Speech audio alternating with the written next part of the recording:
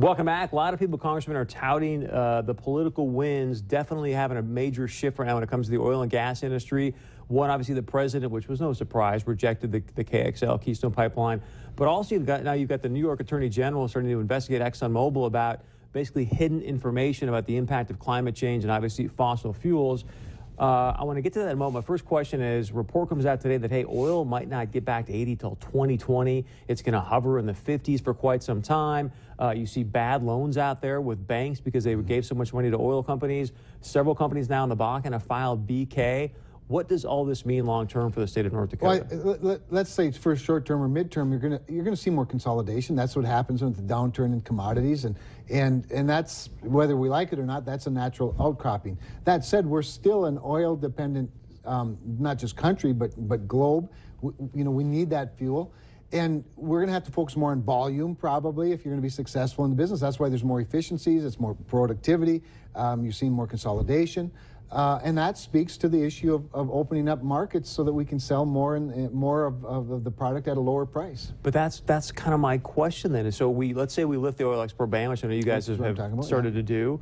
You're going to add obviously more to this supply gut, which is going to suppress prices even more, thus making it even less economically friendly for oil companies to go out there and get oil out of the Bakken.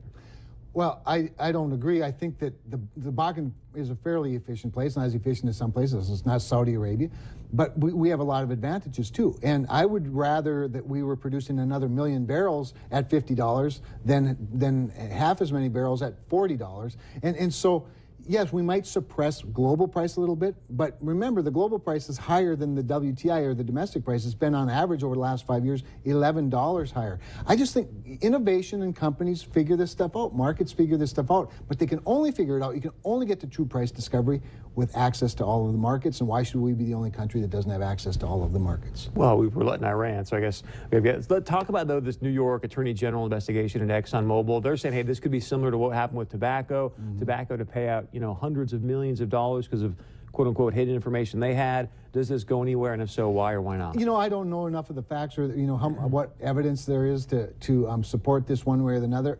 Sometimes I worry when it comes from an attorney general in New York that it might be a bit of a witch hunt, and sometimes witch hunts work pretty well. Sometimes it costs a company less money to settle than it does to fight.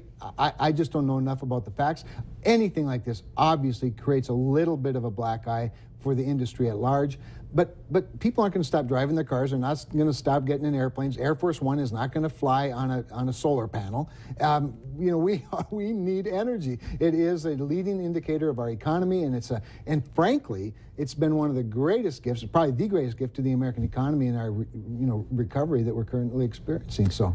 I want to go back about a year now. Harold Hamm, obviously from Continental Resources, sort of they call him the grandfather of the Bakken, if you will. He said, as there was this huge political fight about the Keystone Pipeline XL, he's like, a year ago, so forget about this thing. Let's start lifting the oil export ban. He pretty much nailed it. Why did it take us so long to get to this point? Well, we got to this point because the president, deemed it, out of compliance, and he said it's not in the nation's best interest, so we're not going to approve it. We don't have to fight just one fight at a time. The House lifted the oil export ban. We voted to with 62% of the vote a couple of weeks ago. At the same time, we've already passed allowing the Keystone XL. So it's not one or the other.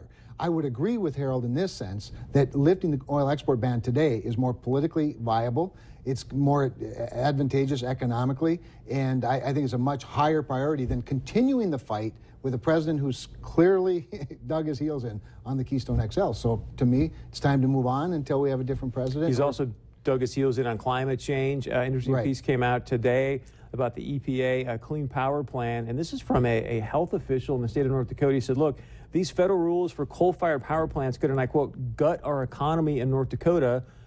Are we going to be able to fight this thing in the courts and win? Yes, I think we will. The arbitrary and capricious nature of the Clean Power Plan, especially in North Dakota, is to me so clear that I do believe that there'll be an injunction, there'll be a stay. In the meantime, Congress will continue to do what we do and pass bills to hold it up, to fix it, to put more accountability on it. Obviously, this president will veto them all. It'll be interesting, Chris, to see how this president behaves after he comes back from Paris, the climate summit, than before. Right now, he's trying to he wants to go in and be the guy in the white horse, then we'll see if he comes back with the same zeal. But the EPA is starting to already take some hits, and we know that the Waters of the U.S. rule, for example, is taking hits. We know that the president's overreach in immigration is taking some hits in the courts. The courts are starting to stand up to this, and we'll see if it continues with the Clean Power Last Plan. thing, I got a minute left.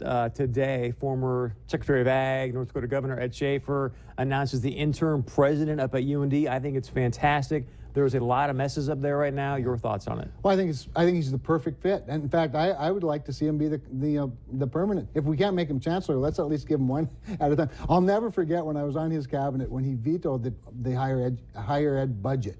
And I thought, wow, that takes guts to veto, because they weren't adhering to his budget constraints that he placed on all of state government. He's the right guy at this time to get up there and sort of wipe the slate clean and straighten things out. There's a lot of issues up there. Congressman Cramer, always great to have you here. Thank you, sir. Always my pleasure. Thanks, Chris. Love to know your thoughts. Obviously, in the energy situation, oil prices don't look to be going up for quite some time. What is that going to mean for our state? Let us know your thoughts. You can join our conversation a lot of different ways. Email us, go to our Facebook page, call us in on our hotline. We'll be right back.